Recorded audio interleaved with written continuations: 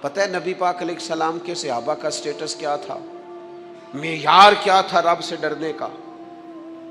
دو چیزیں ایمان کو مضبوط کرتی ہیں، ایک رب سے ڈرنا، ایک اس کی رحمت کی امید رکھنا۔ اللہ تعالیٰ کی رحمت کی امید بھی رج کے رکھنی ہے، اور اس سے ڈرنا ہے تو پھر بھی ذرا صحیح کر کے ڈرنا ہے، کچا پکا نہیں ڈرنا۔ ڈرنے کی کہانی نہیں بنانی کہ ہو جی اللہ سے ڈر لگتا ہے، وہ ڈرنا ہے۔ اس ڈرنے سے مطلب ہو کہ اعمال سنورے، اخلاق کردار کے معاملے میں انسان مضبوط ہو جائے، دیانتدار ہو جائے، سچائی والا ہو جائے، صبر و تحمل والا ہو جائے۔ امید بھی رج کے رکھنی ہے، ڈرنا بھی رج کے ہے۔ ایک بات ہے سیدنا عمر کی، شیر کی باتیں شیروں جیسی۔ حضرت فاروق اعظم کی ایک بات اس مضمون پر بڑی طاقتور ہے۔ حضرت عمر فرمایا کرتے تھے مجھے اپنے رب کی رحمت سے امید اتنی ہے کہ نبیوں رسولوں پیغمبروں کے بعد اگر یہ اعلان ہوا نا کہ ساری دنیا کے لیے فیصلہ اور ہے، ایک بندہ صرف جنت میں جائے گا، تو حضرت عمر کہتے ہیں مجھے پکا یقین ہے رب بڑا مہربان ہے، عمر کو جنت دے گا۔ یہ میری امید ہے اپنے مالک سے، وہ بڑا کریم ہے، مجھے پتا ہے میرے اوپر بڑی رحمت کرتا ہے، مجھ سے میرا مالک بڑا پیار کرتا ہے۔ اس نے کہنا چل تو کمزور ہے سب سے، تو تو جنت میں جانا۔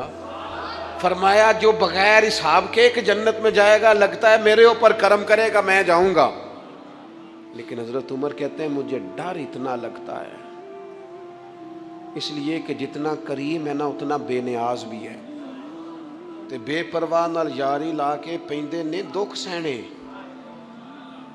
کہتے ہیں اس کی بے پرواہی سے اتنا ڈرتا ہوں کہ اگر قیامت میں اعلان ہوا نا سب جنت میں چلے گئے، ایک رکے اس کا حساب سخت ہے، اس سے باز پرس کرنی ہے، استفسار کرنا ہے، ایک رکے۔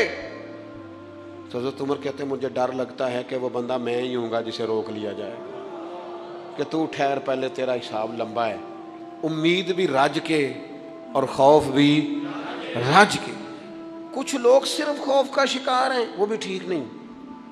کچھ نری امید ہی امید کی بات کرتے ہیں، ڈرتے نہیں۔ الایمان بین الخوف والرجاء، ایمان خوف اور امید کی درمیانی کیفیت کا نام۔ اپنے آپ کو دیکھیں، اپنے اوپر غور کریں، اپنے دل کا معیار چیک کریں۔ بندہ مومن کی کچھ علامتیں ہوتی ہیں، اس کی کچھ شانیں ہوتی ہیں، ان شانوں پر غور کریں۔ ہم نا جب تک اپنے باطن کو مضبوط نہیں کر لیتے، جب تک ہم روحانیت کی مضبوطی اپنے اندر پیدا نہیں کر لیتے، اور جب تک ہم روحانی طور پر طاقتور نہیں ہو جاتے، آپ لاکھوں روپے کا جوڑا پہن لیں اور آپ کا قد بڑا اونچا ہو اور آپ کا چہرہ بڑا روشن ہو، لیکن اندر اگر نور نہیں ہے نا میرے دوست، تو لوگ تو ہو سکتا ہے آپ کی فوٹو بڑے شوق سے کھینچے کہ بڑا قد کاٹ ہے، لیکن آپ بے قرار ہیں۔ آپ کو پتہ ہے کہ اس مہنگے لباس کے اندر میرا دم گھٹ رہا ہے، آپ کو محسوس ہوتا ہے کہ اس کشادہ مکان کے اندر بھی مجھے بے قراری محسوس ہوتی۔ آپ اپنے اندر ایک عجیب سی تکلیف محسوس کرتے ہیں، لیکن اگر آپ کا باطن مضبوط ہو جائے، اللہ پہ بھروسہ ہو جائے، زندگی اس کی بارگاہ میں جھکنے والی ہو جائے، رسول پاک کے دروازے کی گدا بن کے بندہ جینا شروع کر دے، آپ یقین کریں سادے کپڑوں کے اندر بھی کئی دفعہ بندہ محسوس کرتا ہے یار میرا لباس تھوڑا سا سستا ہے، پر اللہ تعالیٰ نے جو مجھے ایمان عطا کیا ہے وہ سب سے زیادہ مہنگی چیز ہے، وہ سب سے زیادہ طاقتور چیز ہے۔ اپنے باطن میں خاص خصوصیات پیدا کریں، اپنے آپ کو ٹائم دیں، اپنی قلبی کیفیات پر زیادہ توجہ کریں۔ زیادہ مجھے فوٹو شوٹو کھینچنے کا زیادہ تجربہ نہیں ہے، مصروفیات زیادہ رہیں تو میں اس طرف نہیں آ سکا۔ تو ایک بچے نے مجھے، ایک دوست نے ایک دن بتایا کہ وہ تصویر کھینچنے کے بعد پھر اس پر کچھ کام ہوتا ہے تو فوٹو اور زیادہ سونی لگنے لگ جاتی۔ اس نے بات کر دی، میں نے سن لی، وہ بات کر کے گزر گیا۔ تھوڑی دیر کے بعد مجھے کہنے لگا پریشانی ہے؟ میں نے کہا نہیں۔ کہنے لگا میں نے ایک سادی سی بات کی تھی، پتہ نہیں کوئی آپ تو کہیں کھو گئے، اس کے بعد میں نے 2-4 باتیں کی ہیں پر آپ نے ہاں نہ ہی نہیں کی، توجہ نہیں کی۔ میں نے اسے کہا، میں نے کہا پتر تو آکھیا ہے فوٹو تے تھوڑی محنت ہو جائے تو سونی لگن لگ جاندی، تے میں سوچن لگ پیا جے بندہ تھوڑی جی محنت دل تے بھی کر لے تھوڑی جی محنت نہ دل تے کریے تے جے کدے وہ سونا ہو جائے نا، پاک ہوویں تے پاک ہی ملدا ہی، تے بنا پاکوں پاک نہیں ملدا۔ سارے جسم دے دھون دے نالوں اکو دھولا ہے ٹکڑا دل دا۔ اگر تھوڑی سی محنت روح پہ ہو جائے، تھوڑی سی اندر تھوڑی توجہ کرے، وہ اگر تھوڑا چمکدار ہو جائے نا، کچھ غلاظتیں، کچھ نفرتیں، کچھ قدورتیں، کچھ عداوتیں، کچھ تکبر، کچھ حسد، کچھ بددیانتیاں، کچھ یہ چیزیں تھوڑی نکل جائیں، آپ یقین کریں بڑا چمکدار ہو جائے دل، بڑا سونا ہو جائے، بڑا حسین ہو جائے۔ یہ باطن ٹھیک ہو جائے نا تو اللہ کی ساری مخلوق حسین لگنے لگ جاتی، بندے کو نا کچھ عجیب سی کیفیات سے اللہ مالا مال کرتا ہے، اسے کوئی اللہ تعالیٰ ایسا انشراح صدر دیتا ہے، دل کو ایسا ٹھنڈا کرتا ہے، سکون نصیب ہو جاتا ہے۔ نبی اکرم نور مجسم شفیع معظم صلی اللہ تعالیٰ علیہ وآلہ وسلم سے پوچھا گیا، یا رسول اللہ ایمان کیا ہے؟ ایک کیفیت کا نام ہے نا، ایمان کی صورت تو نہیں ہوتی، ایمان کا روپ تو نہیں ہوتا، وہ مجسم شکل میں تو نہیں ہوتا، ایک باطنی کیفیت ہے نا۔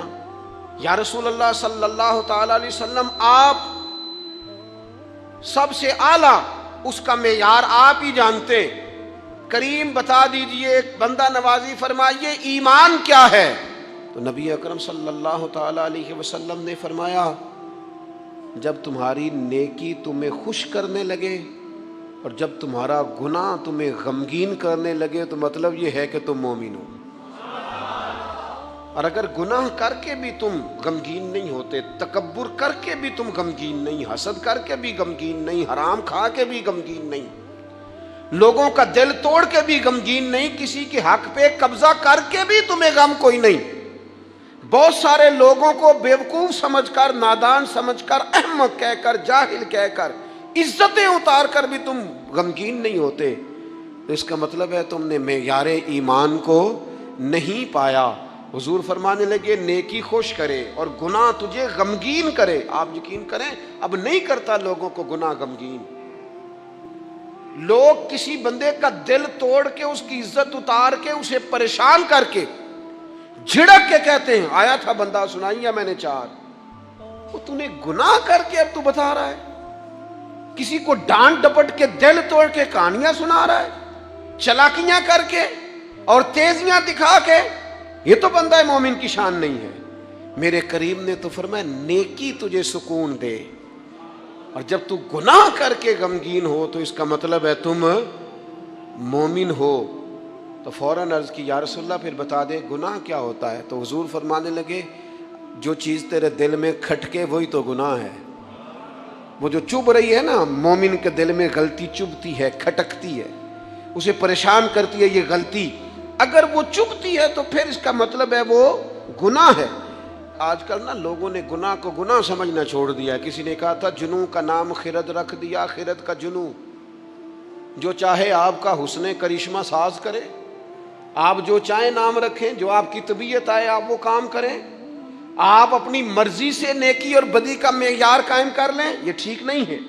اللہ کے رسول صلی اللہ تعالیٰ علیہ وسلم نے جو آئینہ ایک بندہ مومن کے لیے بنایا ہے، اس آئینے کو ہمیشہ برقرار رکھا جائے، اپنے اندر وہ علامات تلاش کی جائیں جو ایمان کے بعد مومن کے اندر تبدیلیاں آتی ہیں، قلبی طور پر، روحانی طور پر اور اخلاقی طور پر۔